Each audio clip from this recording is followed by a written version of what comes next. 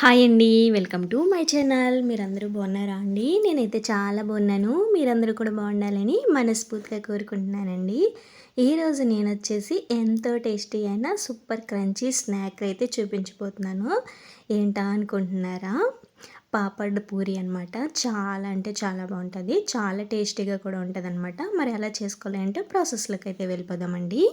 ముందుగా మనం ఒక మిక్సింగ్ బౌల్ అయితే తీసుకుని ఇప్పుడు ఇందులోకి మనము మైదా పిండి అయితే వేసుకోవాలండి. నేను వచ్చేసి ఒక పెద్ద కప్పుతో ఒక 2 కప్పుల వరకు మైదా పిండి అయితే తీసుకున్నానండి. ఇలా తీసుకుని ఈ మైదా పిండిని జల్లించి తీసుకోవాలండి.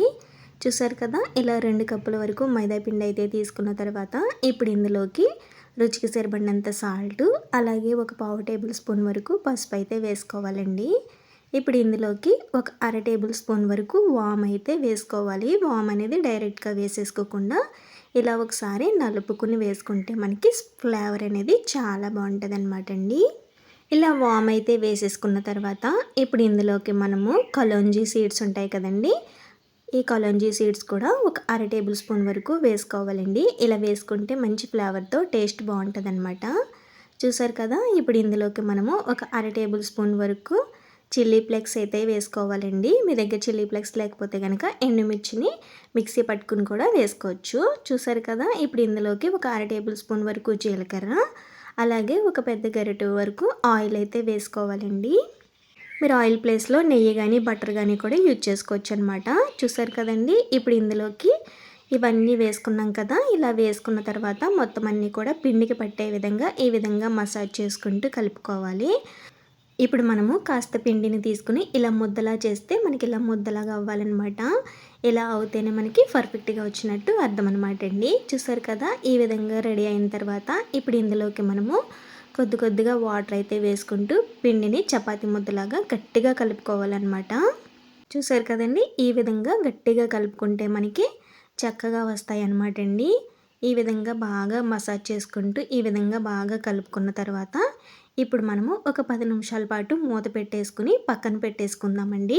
చూసారు కదా, ఒక 10 నిమిషాల పాటు పిండికైతే రెస్ట్ ఇచ్చాం కదా. ఇప్పుడు 10 నిమిషాల తర్వాత మూత తీసి చూద్దామండి.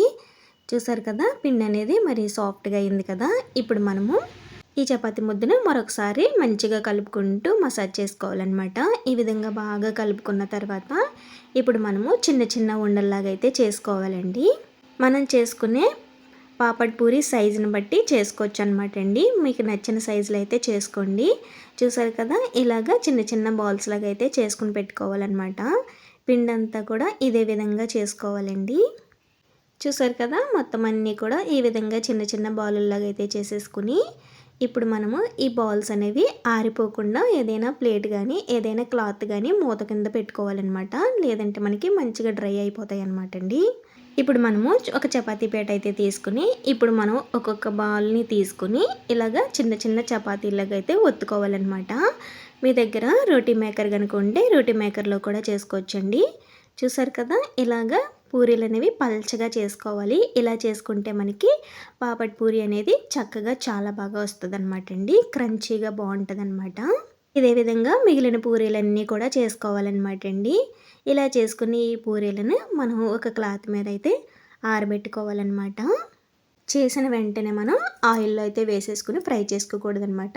ఇలా మనం అన్నీ కూడా ఒక క్లాత్ మీద అయితే ఆరబెట్టుకుని ఒక 5 నిమిషాల పాటు ఫ్యాన్ కింద ఉంచుకోవాలన్నమాట. ఇప్పుడు మనము స్టవ్ వెలిగించుకుని డీప్ ఫ్రైకి సరిపడినంత ఆయిల్ అయితే పెట్టుకోవాలండి. ఈ ఆయిల్ కాగే లోపల మనకి ఈ పూరీలు కూడా మనకి చక్కగా డ్రై అయ్యాయి కదండి. ఈ విధంగా మంచిగా డ్రై అయిన తర్వాత ఇప్పుడు ఈ పూరీలను అయితే తీసుకుని ఒక ప్లేట్లోకి అయితే వేసుకుని పెట్టుకోవాలన్నమాట. ఇప్పుడు మనకి ఆయిల్ కాగిందో లేదో కొంచెం అంత పిండి ముద్దనైతే వేసి చూద్దామండి. ఆయిల్ అనేది మనకి మరీ ఓవర్ హీట్ అయితే అయిపోకూడదు అనమాట అండి. మీడియంగా ఉంటే సరిపోతుంది అనమాట. చూసారు కదా, ఆయిల్ అనేది చక్కగా హీట్ అయిపోయింది కదండి. ఈ విధంగా హీట్ అయిన తర్వాత ఇప్పుడు ఇందులోకి మనము ఒక్కొక్క పాపడ్ని ఇందులోకి అయితే వేసేసుకోవాలండి. మనం తీసుకున్న ఆయిల్ క్వాంటిటీకి తగ్గట్టుగా పాపడ్స్ అయితే వేసుకోవాలండి. ఇలా వేసుకున్న తర్వాత మంచిగా అటు ఇటు కలుపుకుంటూ ఫ్రై చేసుకోవాలి. మనకి ఇవి తొందరగానే ఫ్రై అయిపోతాయి అన్నమాట. ఎక్కువ టైం కూడా పట్టదనమాట అండి. చూసారు కదా, ఇలా ఆయిల్లో నొరగంతా తగ్గి మనకి మంచి కలర్ వచ్చిన తర్వాత తీసుకుని ఒక బౌల్లోకి అయితే వేసేసుకోవాలండి. ఇదే విధంగా మిగిలిన పాపడ్స్ అన్నీ కూడా ప్రిపేర్ చేసుకోవాలన్నమాట. చూసారు కదా, ఈ విధంగా మంచిగా కలుపుకుంటూ ఫ్రై చేసుకోవాలి. అలా వదిలేయకుండా మంచిగా మంట అనేది మీడియంగా పెట్టుకుంటూ ఫ్రై చేసుకోవాలండి. చూసారు కదా, మంచి క్రంచీగా చాలా బాగా వచ్చాయి కదండి. అంతేనండి, మిగిలిన పాపడ్ పూరీలన్నీ కూడా ఇదే విధంగా చేసుకోవాలన్నమాట. చూసారు కదండి, పాపడ్ పూరీలు అనేవి రెడీ అయిపోయాయి. మరి మీకు ఎలా అనిపించాయో డెఫినెట్లీ చెప్పండి. ఈ పాపడ్ పూరీతో మనం చాలా రకాల రెసిపీస్ అయితే చేసుకోవచ్చు. ఇదే విధంగా కూడా తినేయచ్చు అనమాట. చాలా అంటే చాలా బాగుంటాయి. స్నాక్గా కూడా యూజ్ చేసుకోవచ్చు. లేదంటే మనం ఈవినింగ్ స్నాక్లోకి పాపడ్ చాట్ లాగా కానీ, లేదంటే ఏదైనా రెసిపీ చేసుకున్నప్పుడు క్రంచీగా ఏదైనా సైడ్ డిష్గా కూడా తీసుకోవచ్చు అనమాట అండి. చాలా అంటే చాలా బాగుంటాయి. చూసారు కదా, చాలా క్రంచీగా చాలా బాగుంటాయి అన్నమాట. ఈ పాపడ్ పూరీలు అనేవి మనకి కంప్లీట్గా చల్లారిన తర్వాత ఇప్పుడు మనము మూత గట్టిగా ఉన్న డబ్బాలు అయితే పెట్టుకోవాలి. ఇలా పెట్టుకుంటే మనకి ఒక 2 నెలల పాటు పాడవకుండా చాలా ఫ్రెష్గా ఉంటాయి అన్నమాట అండి. అంతేనండి, ఎంతో సింపుల్గా చేసుకునే పాపడ్ పూరి అయితే రెడీ అయిపోయింది. మరి మీకు ఎలా అనిపించిందో డెఫినెట్లీ కామెంట్లో చెప్పండి. మీరు ఎప్పుడైనా ఈ విధంగా ట్రై చేయకపోతే మాత్రం డెఫినెట్లీ ట్రై చేసి ఎలా ఉంది అనేది కామెంట్లో చెప్పండి. సరేనా అండి, ఇంకొక వీడియోలో మళ్ళీ కలుసుకుందాం. Bye bye.